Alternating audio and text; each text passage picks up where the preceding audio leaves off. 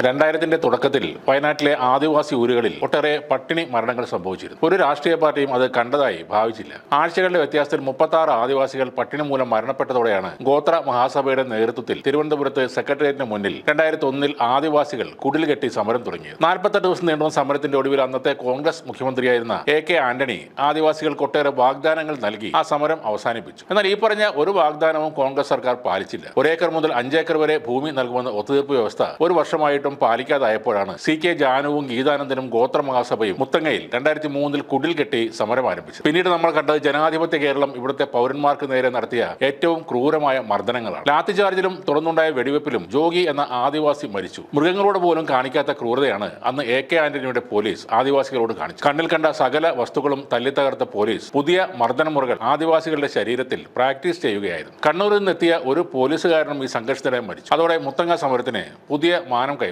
സമരാനന്തരം ആദിവാസികളെ വ്യാപകമായി പോലീസ് വേട്ടയാടുകയായിരുന്നു. അന്നത്തെ പത്രങ്ങളിൽ കാണാം അടികൊണ്ട് നീര് വന്ന CK ജാനുവിന്റെയും ഗീതാനന്ദന്റെയും മുഖങ്ങൾ. മുത്തങ്ങയിൽ അന്ന് സർക്കാർ നടത്തിയ ആദിവാസി വേട്ട മലയാളികളുടെ ഒരിക്കലും ഉണങ്ങാത്ത ഒരു മുറിവാണ്. അന്ന് പൊതുജനങ്ങളുടെ കണ്ണിൽ പൊടിയിടാൻ വേണ്ടി കപട ആദർശത്തിന്റെ രാഷ്ട്രീയം മാത്രം കൊണ്ടു നടക്കുന്ന ആന്റണി സർക്കാർ ഒപ്പുവെച്ച കരാറിലെ വ്യവസ്ഥകൾ ഒന്നും പാലിക്കപ്പെട്ടില്ല. അതിനെതിരെ സമാധാനപരമായി പ്രതിഷേധിച്ച ആദിവാസികളെ തല്ലി ഒതുക്കി വെടിവെച്ച് കൊന്നു. കേരളം മൊത്തം ഈ ക്രൂരതയിൽ ഞെട്ടി നിൽക്കുമ്പോഴും ഈ മർദ്ദനത്തെ, കൊലപാതകത്തെ ചിരിച്ചുകൊണ്ട് ന്യായീകരിച്ച ആളാണ് കണ്ണൂരിലെ സടകൊഴിഞ്ഞ സിംഹം K സുധാകരൻ. ആദിവാസികളുടെ കുടിലുകൾ കത്തുന്നത് നോക്കിക്കൊണ്ട് അദ്ദേഹം പറഞ്ഞത് ഇത് കേരളത്തിലെ ആദിവാസികൾക്കുള്ള ഒരു മെസ്സേജ് ആണ്. പോലീസ് കുട്ടികളുടെയും സ്ത്രീകളുടെയും തല തല്ലിപ്പൊളിച്ചിട്ടും സുധാകരൻ പറയുന്നത് പോലീസുകാർ മുട്ടിന് താഴെ മാത്രമേ തല്ലിയിട്ടുള്ളൂ എന്നാണ്. ഇത്രയും പ്രകോപിതരായ ആളുകൾ കൂടി നിന്നിട്ട് ഒരു ആദിവാസി മാത്രമേ മരിച്ചുള്ളൂ എന്നും സുധാകരൻ പറയുന്നു. 18 റൗണ്ട് വെടിവെച്ചിട്ടും ഒരു ആദിവാസി മാത്രം മരിച്ചതിൽ അദ്ദേഹം വിഷമിക്കുകയാണ്. അതും പ്ലാസ്റ്റിക് ബുള്ളറ്റ് കൊണ്ടാണ് മരിച്ചതെന്നും അയാൾ പറഞ്ഞിരുന്നു. ഇത്രയും മാന്യമായി പെരുമാറുന്ന പോലീസുകാർ എങ്ങുമില്ലെന്നും അന്ന് സുധാകരൻ ആ പ്രസ്താവനയിൽ പറഞ്ഞു. ഇത്രയ്ക്ക് മനുഷ്യത്വരഹിതമായ പ്രസ്താവന